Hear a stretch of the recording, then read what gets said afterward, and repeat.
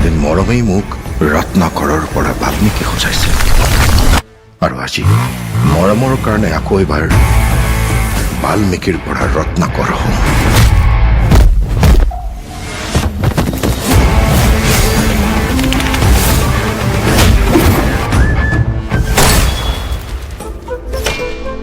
কথা দিছো প্ৰত্যেকৰে বুকুলে এদিন মই বোৱাই আনিম মৰমৰ কোবাল সাগৰ।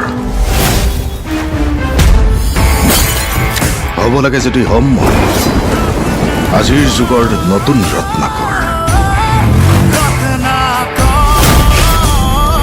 ৰত্নাকৰ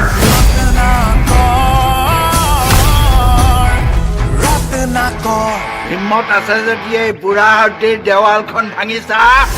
ধুৎ চালা।